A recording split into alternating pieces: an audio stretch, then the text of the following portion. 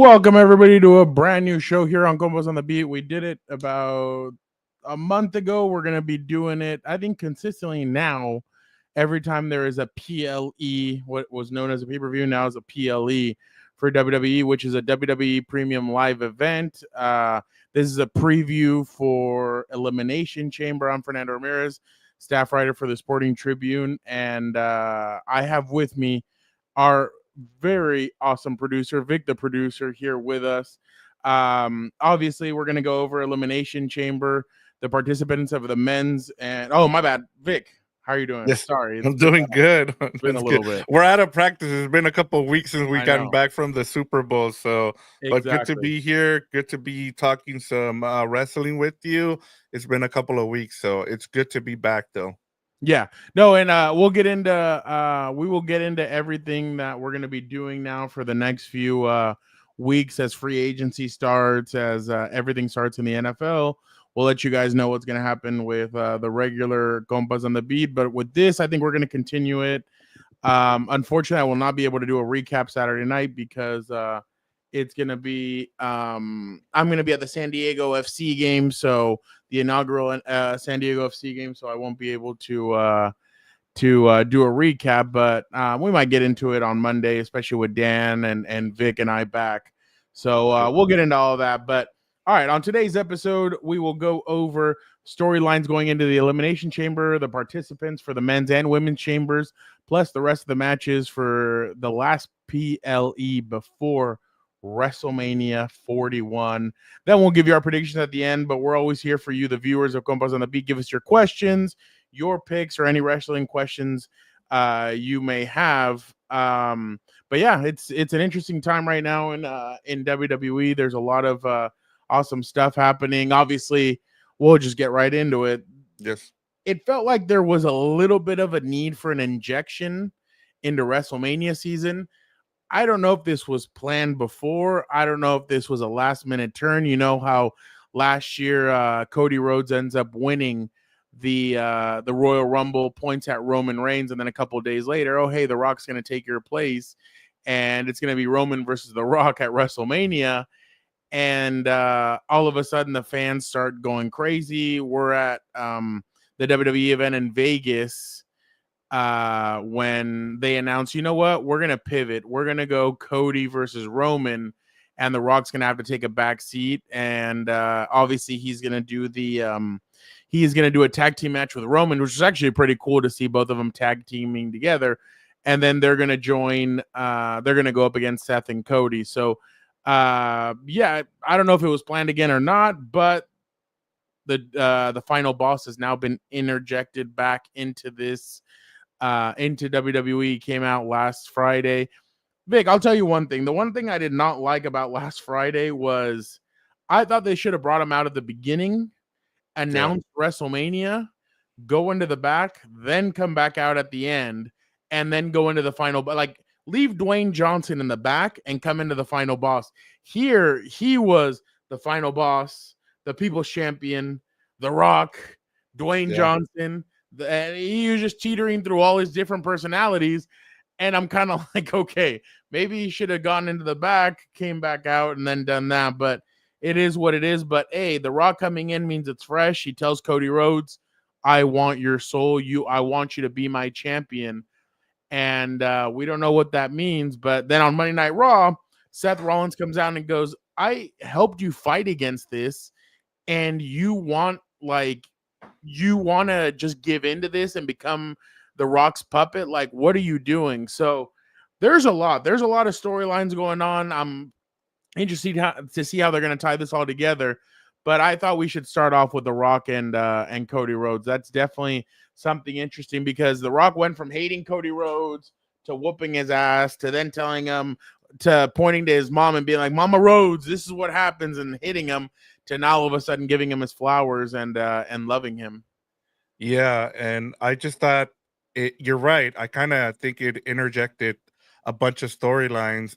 Now everybody's kind of thinking outside the box. Well, what does this mean? Are we going to see Dark Side Cody Rhodes now? Ooh. If he accepts the accepts the offer, will he not? The way I see it, Fernando, is we're seeing the way we should label The Rock right now is he's corporate Rock, right? Yeah. Corporate Rock.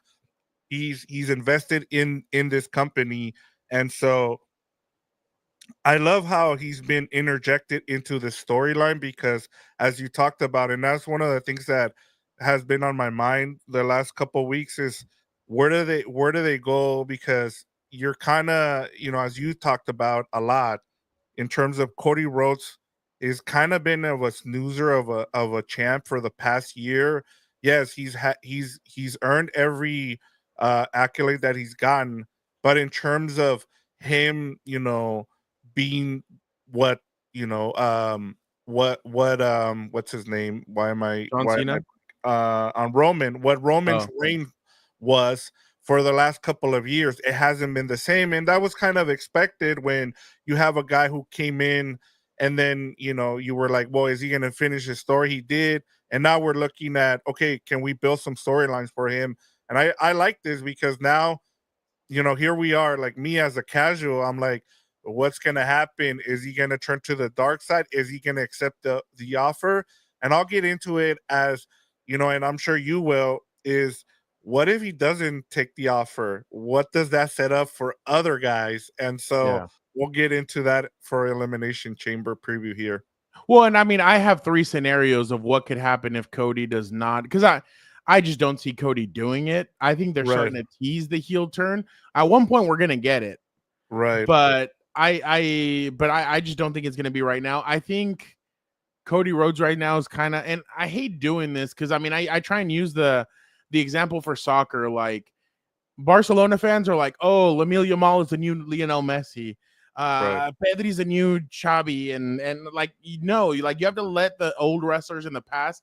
You don't want to compare it, but from a cash cow point of view, I feel like WWE sees him as their new John Cena, kissing babies, Hmm. signing autographs, doing all that stuff. So not from the wrestling aspect, from the corporate aspect, I feel like they feel like, and Cody Rhodes looks great in a suit. John Cena looks great in a suit. So Right. it's just one of those things where there's going to be comparisons, but I definitely think that Cody is going to want to do a heel turn at one point. And but The Rock being interjected into this, it just shows you the star power that he still has in the WWE. Like, it doesn't matter what happens, people love him. He can do whatever. I mean, like I said, he whooped Cody last year and people still loved him. Um, the one thing that I feel like I just don't know if we're going to see is The Rock versus Roman. I mean, it kind of feels like they tease it, then they kind of go away from it. So, to me, if they don't do it by next WrestleMania, which is 42, I just don't see it happening. Yeah. Like, it's going to get to the point where at one point The Rock's not going to be able to like go as much. And last year, like I said, look, I was the first one that gave The Rock kudos. He went in a 35 to 40-minute match last year, Yeah, that's true. albeit a tag team, but it wasn't even a tag team. Yeah. It was at one point Cody and Roman, and it was Seth and The Rock fighting on the outside and stuff. So The Rock can still bang, but he's getting up to that age where, and we have to remember like this time he didn't have any injuries, but the time that he went one-on-one with Cena, both times he had 2 major like injuries that affected him. So I do think that we need to see, because supposedly Roman's gonna patent the final chief, Mm, the final boss. So I just don't think it's gonna be at this WrestleMania. I think because The Rock has that new Martin Scorsese movie to start getting ready for. He's not. right. I don't know if he's gonna do something physical at this Mania, but I don't think it's gonna be like last year. I think it's gonna be something small where maybe he'll do the people's elbow and the what the hell is it, the rock bottom. But I Hmm. just don't see him being in a match. I could be wrong, but I just don't see him in a match. Um, but let me just get into it now. So Yep. there's 3 scenarios that I see with this Cody. I think Cody Rhodes is going to say no regardless. If Cody Rhodes says no and CM Punk wins the Elimination Chamber match, maybe CM Punk says, I am tired of him. I'm tired of all this. I have never been a main eventer. Rock, make me a main eventer. I will join you and I'll be your champion. And then they interject CM Punk into it, and he's the one that does it, and he's the one that becomes the corporate essentially what he's hated his whole life. He becomes, because he's never gotten what he's always wanted, which is the main event of WrestleMania. This is the way he gets it. He bends the knee to The Rock, and The Rock puts him in there. Right. The other scenario, and this is a scenario that I feel like fans would love. Cena wins the Elimination Chamber match. Cena and The Rock tag team this, where he's like, I need you to help me win. Let me be the one that becomes the champion again. I want that championship. And remember, Cena did not have to qualify for this match. He interjected himself. He said it would be best for business if I interjected myself into this match, and I won this match, and I went on to win at WrestleMania. Best for business is a tagline that Triple H has used in the past, that Vince McMahon has used, that The Rock has used. Yeah. And you give the fans the heel turn and you don't have to do the full heel. You do the heel turn up until SummerSlam, and then you turn him back into good Cena, and then he does the final 4 months as good Cena. But man, can you imagine a heel Cena for 4? If you gave the fans 4 months of a heel Cena and it's done right, it would be a thing of beauty. By the way, there have been fans that are angry at Cena for not showing up lately. If you notice, there have been a lot of fans or signs of fans that say, where's Cena? We can't see him. The third one, what was my third? Oh, Seth Rollins is the one that ends up winning he wins the Money in the Bank. He turns his back on Cody, hits him with a chair, and then we start this all over again where he screws Cody and he becomes the corporate again. Remember, he screwed the Shield and joined the Authority. He's done it before. He could do it again. And they brought it up on Monday Night Raw when they said, I know who you are. You've screwed people in the past before. And that is true. Seth has screwed people. Why not screw Cody Rhodes again after you helped him last year, and you be the one that becomes? So with all three of those guys, there's a scenario where they could take. The only thing is, I think right now Seth is kind of in this mode where he hates everything corporate, and he's kind of on his own trying to fight all this. But it would be pretty interesting to see something like that. So those are the kind of the three scenarios. Now, if the CM Punk scenario happens, I would love to see at SummerSlam John Cena, CM Punk for the WWE Championship if CM Punk beats Cody, and Cena collected at SummerSlam, somewhere where you don't expect him to do it. Yeah. And you get a final CM Punk versus John Cena match, and they put on a show, and Cena wins the 17th in MetLife Stadium in New Jersey. So those are my three scenarios that I feel like could happen. It involves a different wrestler, but it just feels like all three of them would be fun to watch. Like you watch corporate CM Punk. I've never seen that before, so I'd love to see corporate CM Punk. John Cena finally turning heel for about 4 months. I would love to see that. And then Seth Rollins just going back to what he knows, which is screwing over the people closest to him to try and get over and win a championship again. I think that would be fantastic as well. The first two are the ones that honestly make the most sense. If I'm being completely honest, I think I sent you I think it was a TikTok of somebody talking about the whole John Cena turning into a heel, which I would love. I mean, it's a great storyline. We've seen it. If you followed his acting career, you've seen him, outside of Peacemaker, where he kind of is kind of a heel in Peacemaker, like when he's in Suicide Squad, he kind of plays like a heel in there. But then you watch the series, The Peacemaker, and he's kind of plays the anti-hero. So I kind of would want to see that from Cena. And then the second one with CM Punk, you're right. I mean, it's in his name. His name is CM Punk. That means he's against authority. And so that would be something to kind of see in terms of him being a corporate guy. That would be a good storyline going forward. And I would like to see him kind of take on that mantle. It kind of also reminds me, if you just finished, in spoiler alert, if you finished the season of Cobra Kai, you have the two main characters, the male ones, and you're like, well, what am I going to root for? in the end. And I love the way they made it happen to where both of those guys get their shine. I feel the same way here with CM Punk and John Cena, and the way you're putting it together is that way you both get, you got a guy in CM Punk who's coming back after a stint with AEW. He comes back, and now you give him his flowers. And then the same thing with John Cena as he's going towards the end of his career. He's putting a bow on it. You also give him his flowers at the end there too. So I like both of those scenarios, Fernando. I also have to give CM Punk his flowers for one main thing. He's on TV every single week. Yeah. Sometimes he doubles down and goes to SmackDown and does Raw. Man, CM Punk has really come back, and he just seems like he's different. The energy seems different. And I know, obviously, it's all about the man that's in charge, usually, about how, like, if you have a toxic boss, it's going to be a toxic environment. Yeah. From what everything that you see and you read and you even hear from the wrestlers, and I mean, I've spoken to a couple, and it seems like everybody's really liking the environment. They like what's going on right now with Triple H. But you see CM Punk, and he's down in NXT helping the young kids. You see he's over here helping out with different things. He's helping some of the younger talent. He's there on TV every single week. He adds something. Man, the way that him and Cody had that fired up right before the Royal Rumble, they had that like fiery press or face to face. That was great. Monday, Seth Rollins and Cody Rhodes. See, that's the thing too.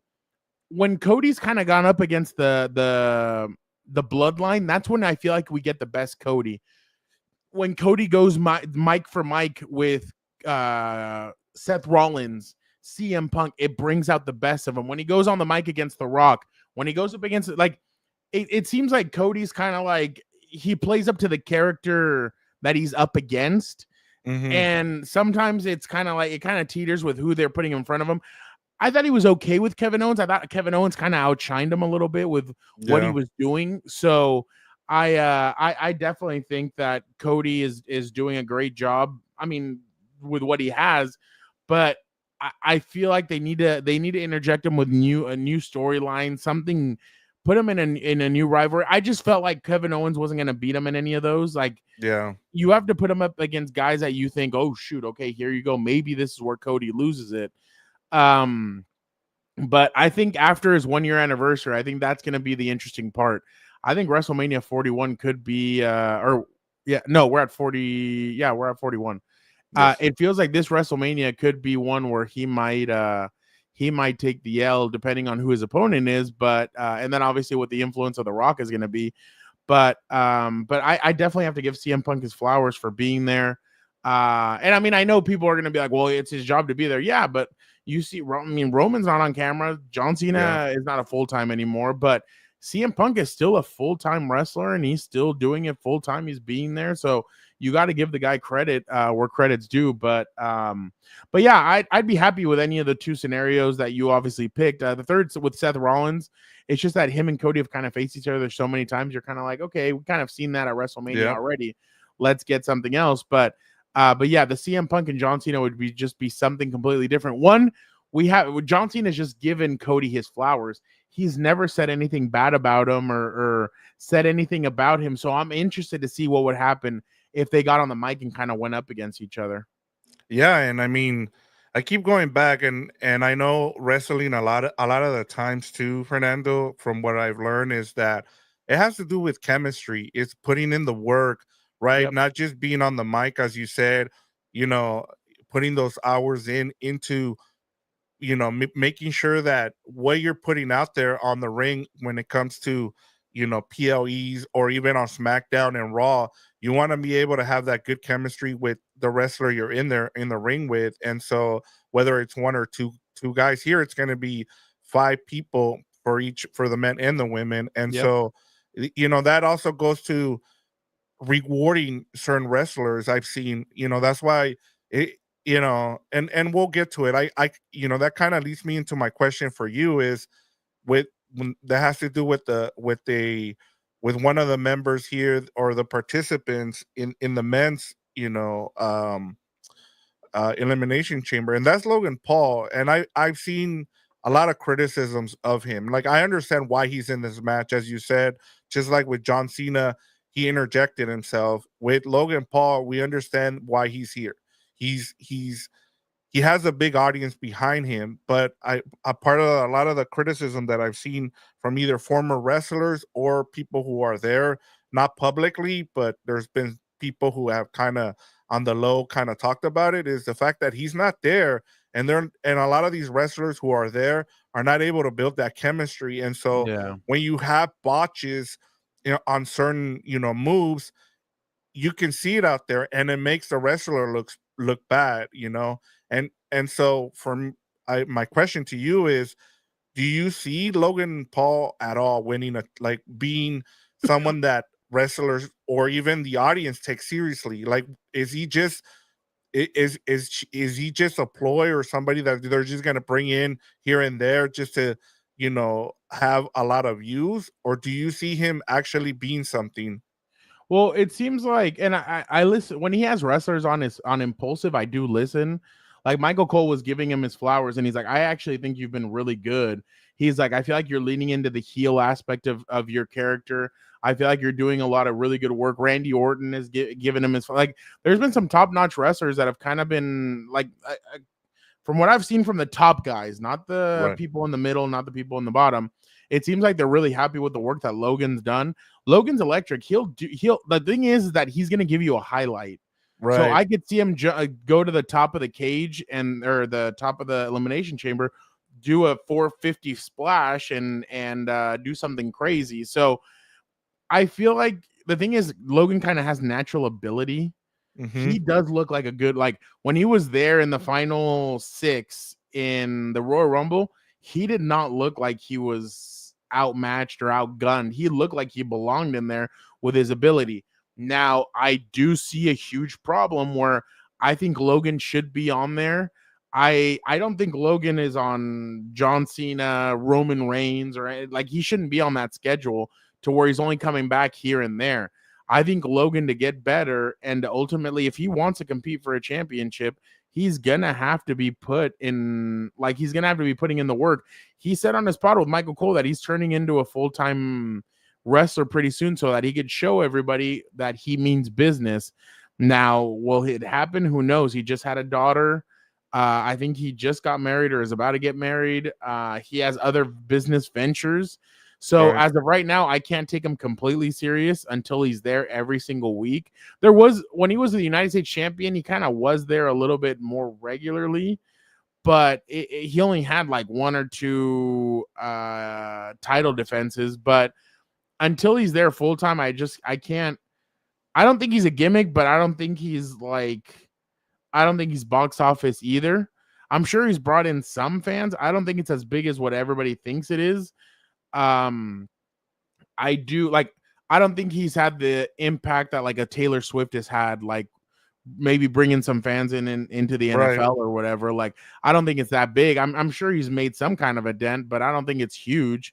But I do think that Logan has ability. I would love to see it more often, just because I feel like he could use the practice.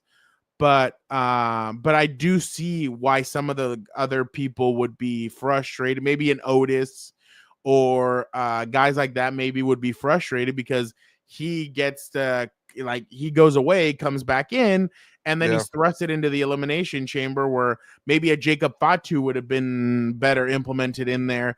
By the way, I kind of thought Damian Priest is kind of I mean, we'll get into it, but I Yeah. think he's kind of the odd man out in this. But I do think that WWE needs to have a plan with Logan Paul and be like, hey, dude, we kind of need you here more regularly because you could use the practice. They don't want him because, look, I'm going to be honest. Go back and watch that match against Roman Reigns. That was great.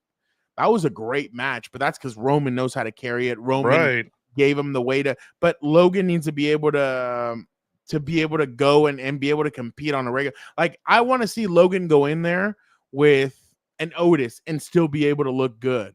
I don't know if he can do that. So that Right. I agree with you in that scenario. I do want to see him with an Otis or with something like that. Can you still put on a good match, or do you depend on the John Cena's, on the CM Punks, because they're teasing a CM Punk and him. They spoke on Monday and they kind of got into it. And he told CM Punk, if I did this full time, they wouldn't have a need for you. They wouldn't have a need for half of you guys. So that so there it looks like him and Punk might be headed to something. But do you only count on the high top notch guys to help you, or could you be the one that kind of raises the level of a lower tier guy? That remains to be seen. I would love for Logan for a little bit to go down to NXT and maybe do 2 months down there and see how he does, because I would be interested to see if he could bang with some of the guys down there and see what he could do down there. Yeah, and I mean, will he do it? We No. You know, it's kind of hard because you know you have a guy like, you know, and there's a lot of, you know, we'll get into it in future episodes here, Fernando. But you know, you have a guy like Braun Breaker who's on the verge of popping too, and so you kind of want to see some of those guys get some of that shine too, you know. And the spear he hit on Dom on Monday, he went like a freight train and then just split him in half. Yeah, my God, he's someone that I'm keeping an eye on, and we'll talk about it in terms of I can see him winning Money in the Bank. There's another Steiner in college football that could be headed to WWE pretty soon. Yeah, that family just produces wrestlers. So. My bad. For people that don't know, Braun Breaker is a Steiner. He's Scott Steiner's son. So there's another one. His younger brother right now is in college football, and they're saying that if he makes it to the NFL, he makes it. But if not, he's going to be in NXT pretty soon. Yeah. So I memean, yeah, that's someone to kind of keep an eye. I feel he's gonna be a world champion within the next year. Yeah, and they're doing the way they're building him. I love that too. Like, you know, they're taking their time with him, and it's kind of something that I kind of want to see with Dominic too. I thought that we were gonna start the process of seeing him kind of start, you know, him starting to. I think it's gonna win some of those titles. I think it's gonna start at Mania. Okay, I want to see it because I do. And you know what's funny? Dan keeps on like. He's been watching Monday Night Raw more regularly now that it's on Netflix and you can pause and do all that stuff. And Dan gets frustrated because Dom's his guy. Dom's his boy. So he's like, I need to see Dom win a and I agree with you. I think they need to put the U.S. title on him or maybe the Intercontinental and start giving Dom a run with a title, because Dom, man, it doesn't matter if you get positive or negative. As long as they're giving you something, the crowd is. That's all that matters. Dom, I was here in San Diego, where his own hometown a year ago booed the crap out of him. Vic, you can't hear yourself. Like, you can't hear anything except for the boos when Dom's on the mic. That is incredible what he does. He does the three amigos. He gets up to the top rope and he does a little shimmy and then does the frog splash. He does the reverse 619. I call it the 916 because he does it left-handed. So but he does a 619 as well. He is a scumbag when it comes to being out there, and he generates heat. One thing I would love to see Dom do, if I can be completely honest, I'd love for him to start reversing or using the finisher of his opponent in matches. Oh, I like that. I would love to see a heel like Dom where he imitates their finisher, does it, and then he ends up pinning them. But I think Dom has grown so much, and I give him a lot of credit. He came in during COVID. He did not go down to NXT. Ray thought that he was ready to go, and he interjected him into the main roster. And I remember I read articles where there was pushback from some wrestlers saying, how is he getting a tag team championship when he's only been in here for a hot second, and he's grown into the biggest. He kicked Edge Cope Edge, whatever you want to say. He kicked him in between the legs in the gonads, and that started his trajectory to what he is now. And I would love to see him run the Judgment Day. That's what I want. Let him be the one, him and Liv.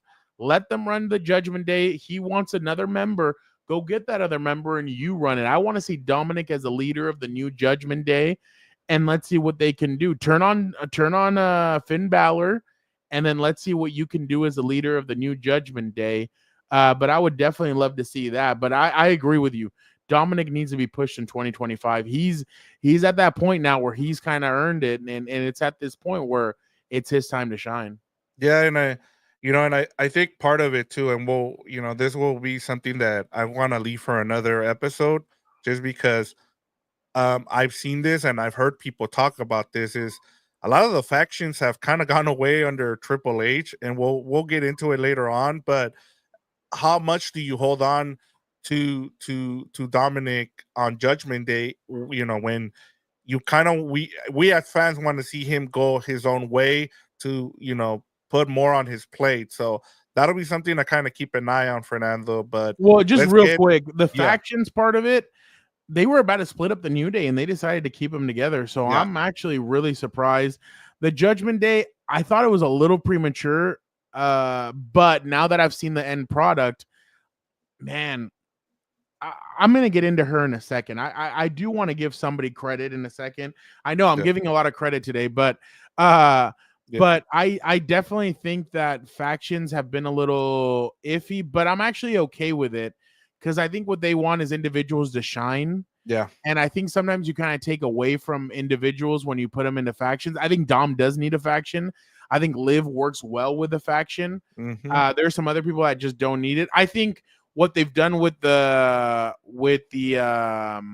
bloodline is good. The bloodline of Roman Reigns, where if he now that he's apologized, if he used the magic conch, these guys are all going to come back and they can get together at any point. I like that. You don't have to force them to be together. But the person I do want to give a lot of credit to right now is Liv Morgan.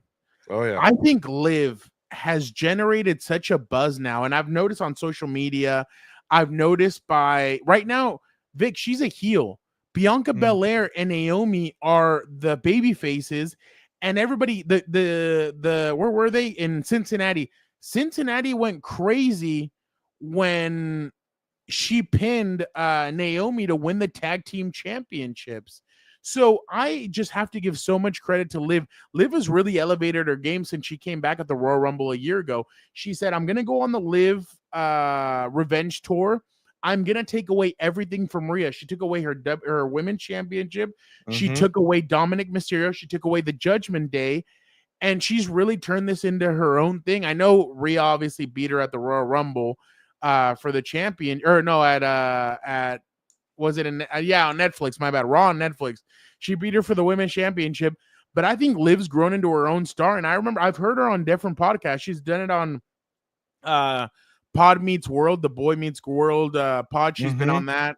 I heard her on the pod with O'Shea Jackson Jr., where she said that she said multiple times, I wasn't supposed to be the one that came out of the Riot Squad. No, but like it was supposed to be Ruby Riot and I can't remember the other, Sarah Logan. Those two were the ones that were supposed to make it, not Liv. And Liv is now the superstar. Liv has elevated her game. Liv is, I think, one of the top, if not the top woman right now in WWE. And I think she's fantastic. I think she's only going to get better than what she is right now. But I really think that that Liv has elevated her game, and she's really starting to put herself in the conversation of best woman right now in WWE. And I think she's doing a great job with it. And the storyline with her and Dominic is just incredible. I mean, they really do look like they're a couple in love. And then obviously she wears Daddy Dom on her jacket, and then he wears Mi Güerita. So it's funny to hear the kind of stuff. Hey, all of us like a güerita here and there, so I'm all for it. But Angel, what's up, man? Sorry, I had to go on my little soliloquy about Liv Morgan, showing her some love.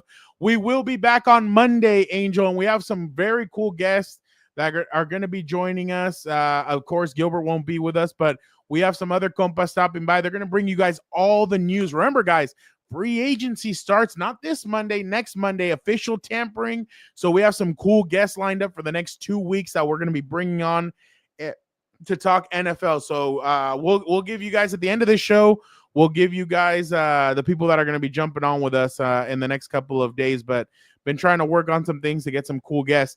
But yeah, Vic, that's kind of my thing. So Dom, Liv, like, I just think that they're on a different stratosphere right now, and WWE needs to push them. I did see somewhere. This account that I kind of follow, Slice Wrestling, they're really on point with, for the most part, they're on point. And they said that 2025 Dom's going to be elevated. So I actually do believe that this is going to be the year where he is elevated. So I completely agree with all that. But Liv, I don't know. I think they need to put it back on her again because she is just right now. The WWE Universe can't get enough of Liv, and I think she's fantastic, to be honest. But yeah, let's move on. No, she's been great, and I mean, yeah, that was a great point by you. And honestly, she's been everywhere, and that's what you should do when she's been putting in the work. Also, like she's the doing other a thing lot too. of media circuits right now, Yeah. like circuits, not circus. Yeah. But yeah, she was good on Pod Meets World. Like she was asking them, so like what happened in this episode, and like Topanga and all them. Like the funniest part is the biggest WWE like fan out of all three of them. It's Ryder Strong, Will Friedle, and Danielle Fishel. Danielle Fishel's the big WWE fan. Will Friedle doesn't really know much about it, and then obviously Ryder Strong doesn't know diddly squat about it. So they're gonna be at Mania. So yeah, it was pretty cool to see them talk about that. By the way, were you a Boy Meets World guy? Oh yeah. Yeah. Okay, so you need to go listen to the episode. Oh, I know what you're talking about. Okay. I know Malin Ward. I saw it on TikTok. Hey, by the way, though, she was fire. So like now that she's doing what she's doing, I'm like, oh damn, like she was crazy because on the pod she said there's never really a scenario where you're like, oh, I really love that redhead. I would love to see what it's like to get in it with her, and they actually do it, and I'm like, damn, that's great. Like what she's been doing on the side, I don't know, now as her regular gig is crazy. And then the way that they were kind of interacting with her in the sense of like, they're like, oh, so you do multiple people at a time, and then you go home and then kiss your husband, and she's like, yeah, basically. I'm like, damn, that's crazy. I was like, all right, that was a good episode though. I've been waiting for that one for a while. Like 50 minutes was bullshit, and then finally we got into the nitty gritty. I wish there was a video version. I would have loved to have seen reactions. Oh, I didn't know that. They don't do a video version. It's only audio.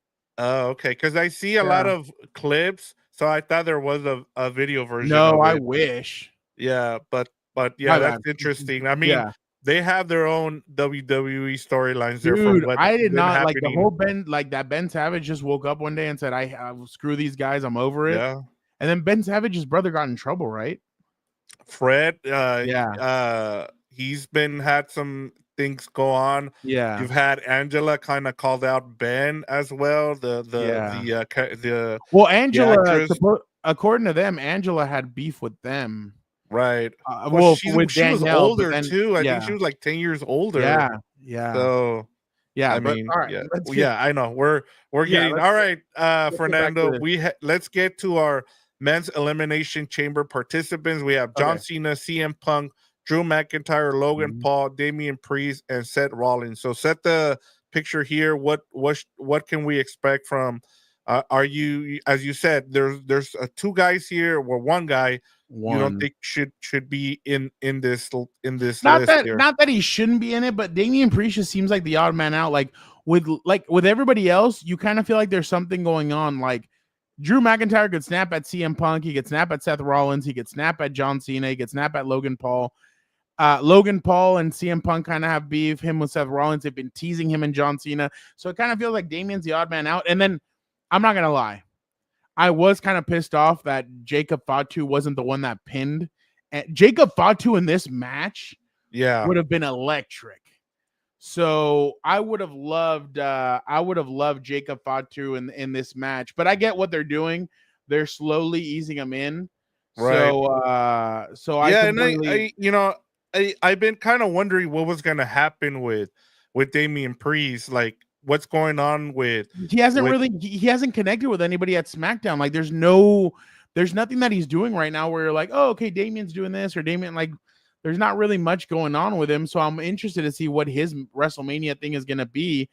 I saw, what was it? On an Intercontinental match, it was, I think I saw for an Intercontinental ladder match, and it was Braun Breaker, Finn Balor, AJ Styles. I think Dom was thrown into that. Like, I was like, damn, sign me up. I'd love that match. But my bad, going back to this, I just don't see where Damian kind of fits in all this, but he's a big guy. I'm sure he's gonna get into it somehow, but I just feel like everybody else kind of has a purpose in this match a little bit. Like I said, Logan's gonna do some highlight, something that's gonna go viral on social media and everything, but everybody else kind of has a purpose. But the one scenario I did throw out, Vic, I don't know if you saw, but WWE today announced that Roman Reigns will be live from Bologna,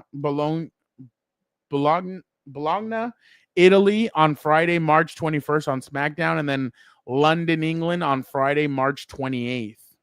He tweeted out, greatness is coming to Bologna and London. Your tribal chief has business to attend to. Receipts are coming. Remember, Seth Rollins double curb stomped him at the Royal Rumble, and we haven't seen him since.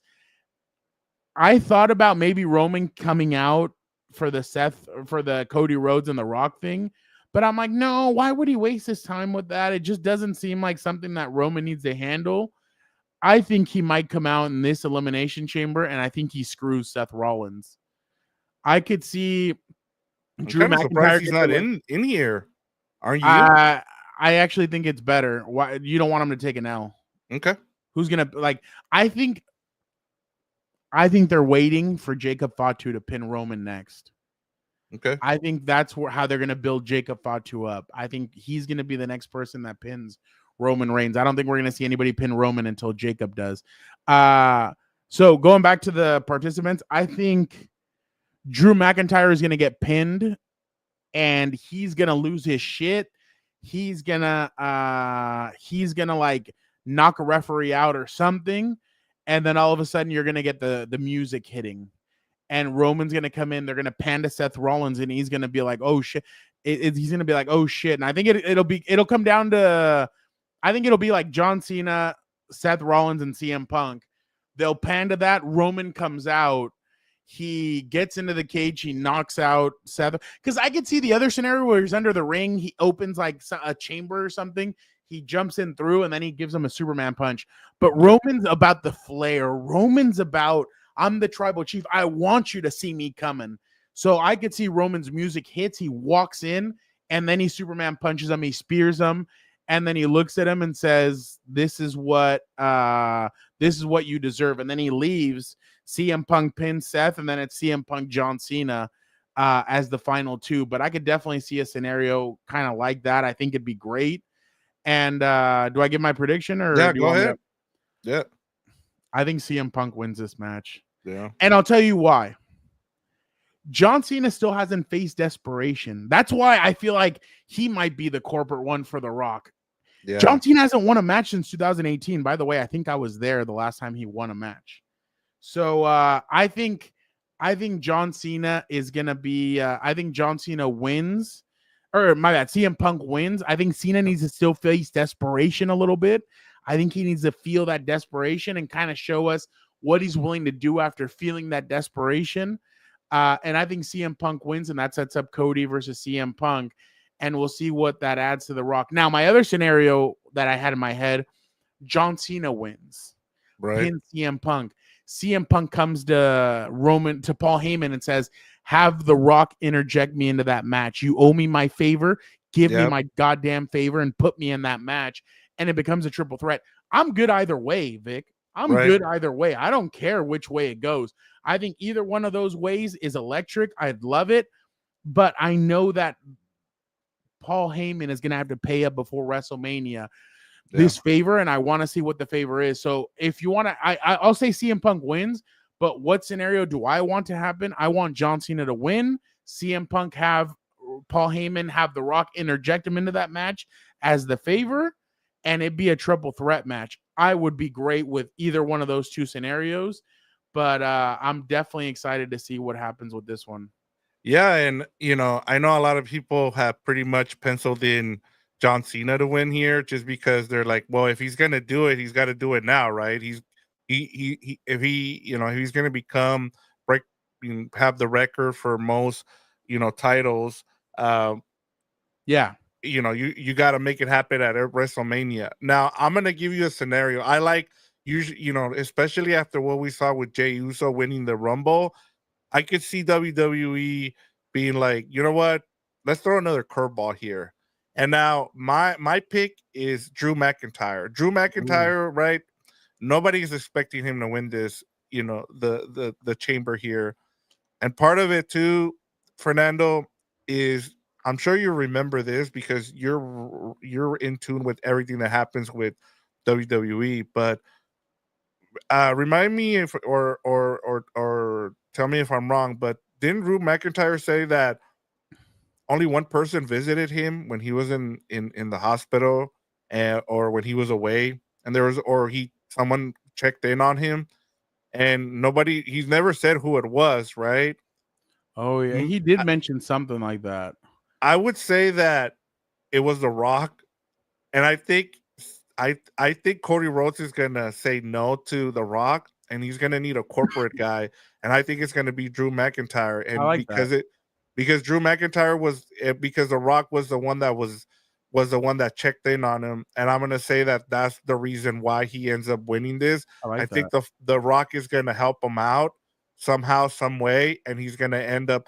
And that's the other thing. Hasn't there, like, they've been poking fun at him that he hasn't been somebody in a long time, Yeah. too. So well, and in 2019, The Rock was kind of walking and talking with a camera guy, and the camera guy asked him, "Who do you think is gonna be the next like big star in WWE?" And he said Drew McIntyre.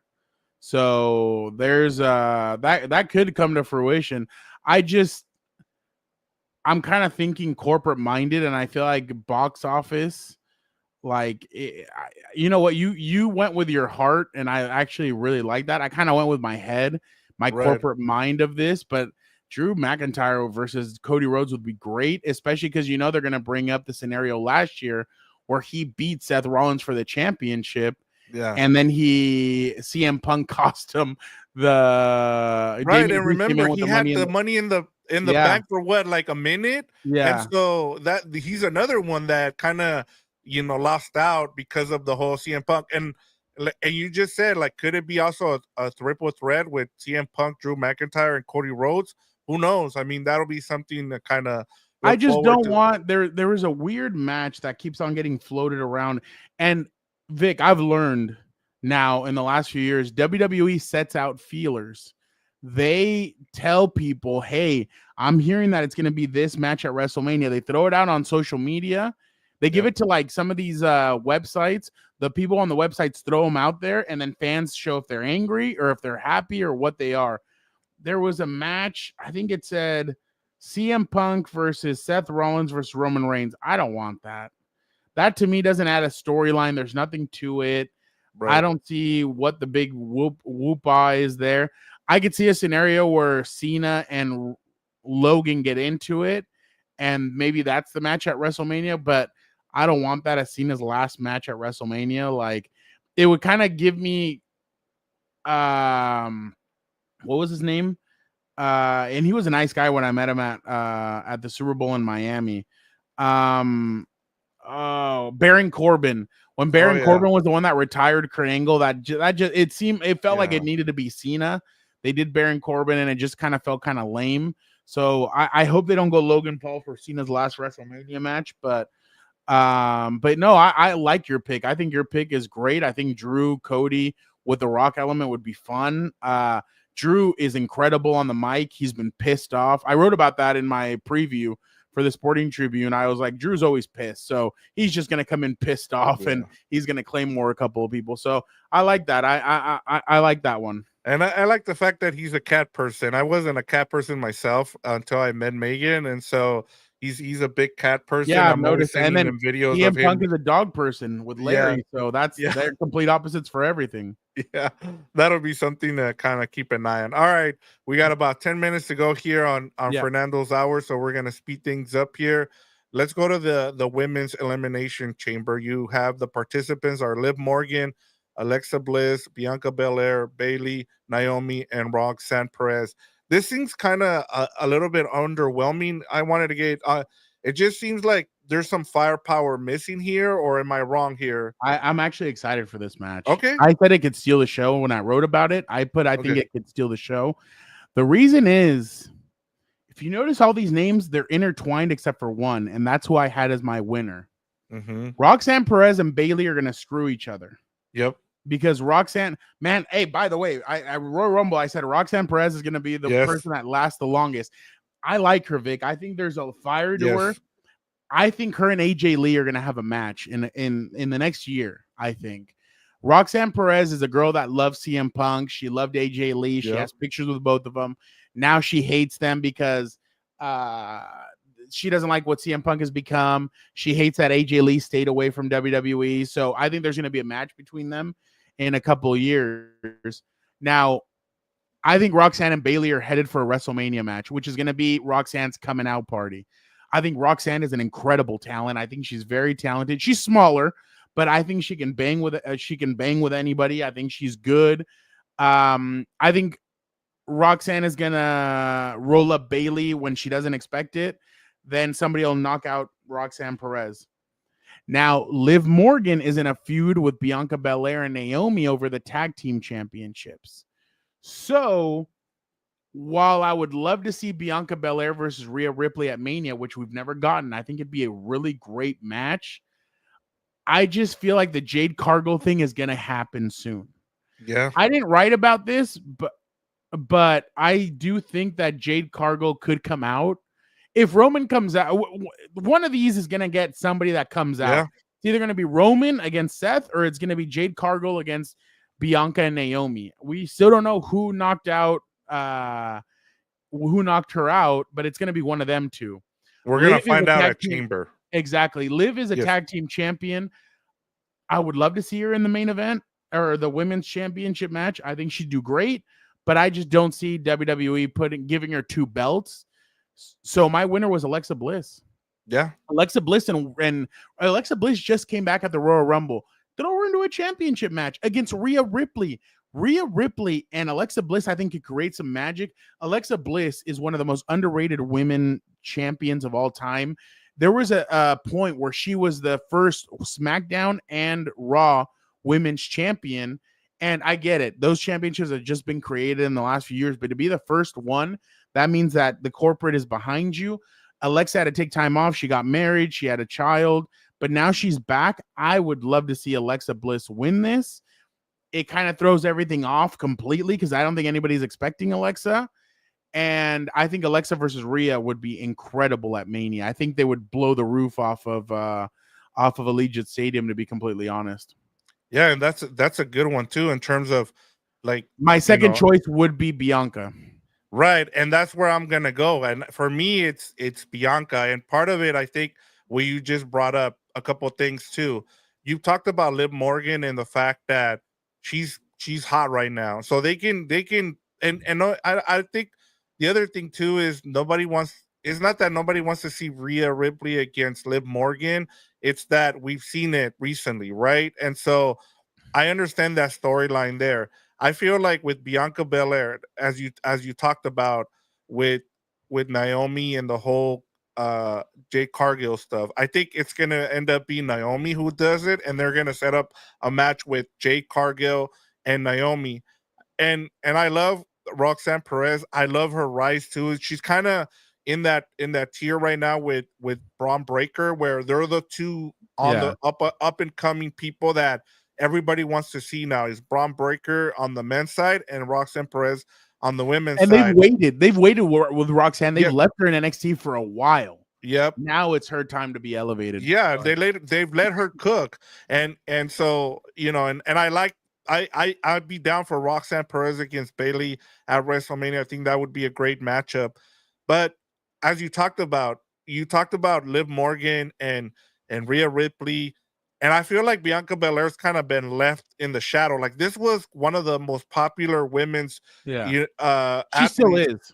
She still is, but it feels like some of her shine has kind of gone down. And I feel like, look, if you set this up with Bianca Belair versus Rhea Ripley, which we haven't seen, I think it would be something where you can even have it be one of those that headlines either on Saturday night. And I've told you I loved when we got Rhea Ripley against Charlotte Flair, because I thought that matchup was worthy of being a headliner at WrestleMania. I want to see it. I think with Bianca, I just don't think that there's been a buildup for people to want to have it Yeah. as a headline, and so you would have a lot of work to do for that to happen. But I still would want to see Bianca Belair. I feel like Bianca Belair versus Rhea Ripley would be a great matchup at Yeah. Rumble. I mean, at WrestleMania. So that's the reason I went with it. But I love your pick of Alexa Bliss. It's also out of it's like something that nobody would expect. Yeah, nobody expects Alexa Bliss to win this. There's no direction with Alexa, and I feel like I know it's gonna be like you said, Naomi and Jade Cargill, but I think they're gonna add Bianca into that mix as well. So Yeah, that's why I just don't feel like they're gonna go that route. And again, what I would love, Vic, is next year at the Royal Rumble, Bianca win it, and then or Bianca already be champion, and then Rhea win it, yeah, and then they give us 3 months or 2 months right. leading into that match. Yeah, I can't get a month and a half of them two, or yeah, a month and a half and or 2 months basically. But yeah, yeah, I completely agree with you. But yeah, I have Alexa Bliss, you have Bianca Belair, Bianca. great ones. Let's go real quick to the Yep. last ones and then we'll head out. Sami Kevin Zayn, Owens versus Sami Zayn unsanctioned match. I hear voices in my head. They come to me. They understand. They talk to me. Randy Orton's coming out. He's Yeah, gonna set himself up with Kevin Owens. I think it's gonna be Kevin Owens and Randy Orton at WrestleMania. I think Kevin Owens needs to win this match. If it's unsanctioned, because they're saying that Sami Zayn isn't cleared for action. But I think Kevin Owens needs to win this a little bit. By the way, I did the math. Kevin Owens is 10. No, yeah. They've had 18 matches in WWE. I think Kevin Owens has won 10 of them. He's won 4 of them, Sammy. But Sammy kind of feels like he's won enough in the last year. I feel like Kevin needs a big win. This would be a good win. But then Randy Orton's going to come out. He's going to set himself up for a WrestleMania match with Kevin Owens. So there's going to be a lot of returns. In my scenarios, there's a lot of returns, which would electrify Elimination Chamber. But Triple H tweeted out, expect a massive things in Toronto. So this is another massive one, and I have Kevin Owens winning, but I have Randy Orton coming out.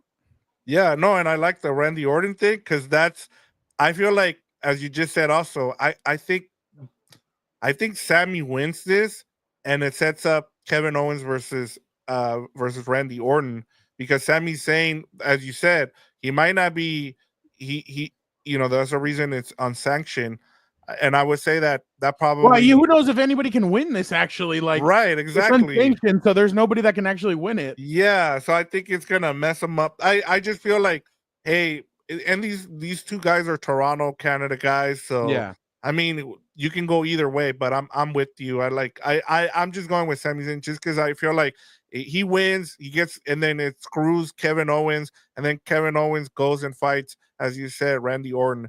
All right, Yep. moving on here. Another Toronto or Canada person here, Trish Stratus and Tiffany Stratton That going has up to be against the you. most beautiful, like, tag team I know, combination of all right? time. I saw some of the pictures and I'm just like, Yeah, you're like is this like a mother model daughter. set, or is this because yeah, but Yeah. it's crazy just finding out that Trish hasn't fought. I think she hasn't been in a actual match since 2023. Yeah, That was with pretty Becky surprising. Lynch and Lita, I think, or they were doing some kind of tag team back Yep. then. By the way, we're about to head into WrestleMania season and no sign of Becky Lynch. It's crazy. I'm Yeah. interested to see when she's gonna come back, or if she ever does. I got Tiffany Stratton and Trish Stratus.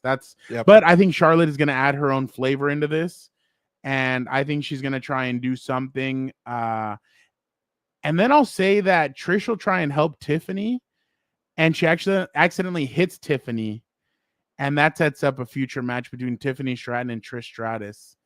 I That's what can I'm see gonna say that. happens. Okay. But I the one thing I do want to say is Tiffany Stratton needs to be Tiffany Stratton. Don't make her a babyface. Don't make her a heel. Keep her as Tiffany Stratton. Yep. She's going up Every against a time. heel Charlotte Flair. I get it, but keep her as Tiffy. Don't change her. Leave her the way she is. Leave her the way everybody's loved her. but it really is Tiffy time. I mean, when I heard them here in San Diego, fans love her. Fans were booing Bailey because that night she was going to fight Bailey for the championship. Fans were booing Bailey and they loved Tiffany. So, but yeah, I got Tiffany and Trish winning. I think they're going to give Trish her flowers in her hometown and have her win the match. Yeah, I thought that was awesome that they put her on this. I love it. I love when Yeah. Trish comes back. I think she's still great. I think she can still bang. I think fans were excited to see her at the Royal Rumble. And I think she still looks great when she wrestles and she does all of her moves. Yeah, and like you don't need to have her there all the time. And this is like kind of like it kind of reminds me like in baseball when they bring back like, you know, kind of like the old when the Milwaukee Brewers brought back Stan Ross to sell tickets to see him get his 3,000th hit. This is exactly what at home. Like I love this, and she could still move out there. I saw there was I think it was Dan who was criticizing how slow she was during one of the matchups because she wasn't getting to her spots. But I understand, like you have to understand, you know, hey, she's gonna sell. She's there for a reason. Yeah, and so. I'm honestly looking forward to it. All right, last thing. Match? Yeah, no, that was the last match. But I want to know what will Cody Rhodes answer to be? No. Thanks, Rock. I appreciate it, but hell no. He's gonna give some story about his father. His father would never do something like that. The Rock's gonna bring out that watch or whatever item that Cody gave him or whatever. Something. Yeah. It's gonna be crazy. It's gonna be epic, and I'm excited to see what it's gonna be. I think it's gonna be in the middle of the whole thing. I think the women started off. They'll go with the tag team match with Tiffany Stratton, or no, they'll go with the Kevin Owens match, then The Rock and which I wouldn't want to. You know what they should do? They should do The Rock and Cody before the Elimination Chamber of the men. Yes. Don't let Tiffany Stratton and Trish have to come out after The Rock and Cody. Like, let it be right before the men's Elimination Chamber to not put them on an island after having to go up against something that crazy. So yeah, and it also sets everything up, right? Like that's exactly what they need to do. Go ahead. Sorry. No, that's what I was gonna say. I'm with you. Like, have them have them come out with the answer. You know, have Cody Rhodes and The Rock come out, and then that way it sets up, you know, the main event there with the men's Elimination Chamber. So, and that way we get our storylines, and we'll go from there. But yeah. That is it, Fernando. We went a little bit over a couple minutes, but go ahead and let the people know what we have coming up in the next week, I should say. So Monday we will be back at 5 p.m. And as of right now, I have gotten the confirmation that Tyler Dragon will be joining us from the USA Today. He'll be providing us stuff from out in Indy. Free agency is about to start. He's going to be talking to us. I want to know what the hell is going on with the Raiders and this Matthew Stafford situation. So who better to bring on than our compa Adam Hill in the second part of the show? We're going to get it on Adam Hill. We're going to ask him everything about what's going on with the Raiders. Is Shador really sliding in the draft? We're going to talk to him about all this stuff when it comes to Raiderland. So we're going to have Tyler Dragon, Adam Hill. And then the day that tampering begins, March 10th, Eric Williams from Fox Sports is going to be joining us. Yeah. He has a bunch of stuff that he's going to talk to us about. I asked him, hey, can you jump on? He's like, is Dan going to be there? I said, yes. He's like, I got it. Vic, lately, Eric knows how to poke the bear. So he's been poking him on the show. So it's been great to see it. So yeah, that's what we're lining up right now. We may have some other people joining us pretty soon. So I'm trying to get other people to jump on and tell us. Our compa Doug Keed from he's been a national reporter. He covers the Patriots as well. I'm going to try and get him on, see what he's hearing, because I just saw today that supposedly the Patriots are going to focus on offensive and defensive line. Want to see what his thoughts are on that. So we're going to be having a bunch of people jump on. There's some other people that we met at Radio Row and stuff that I've got their numbers. Going to try and see if we can get some of those guys on. So yeah. A lot of fun coming up. We're going to have guests. There's a missing compa in the fourth chair, but we're going to be getting some other people to jump on that fourth chair. So appreciate everybody. Thank you to Vic. Thank you to everybody for watching. Elimination Chamber is going to be awesome. We're on the road to Wrestlemania. Appreciate everybody. Don't forget to like, comment, subscribe. Again, thank you guys so much. For the time being, we're going to get out of here. Again, Monday, 5 p.m. Pacific, we are back. The Compas are officially back with a new season of Compas on the Beat. So everybody get excited, get ready. Thank you guys so much, and let's get out of here.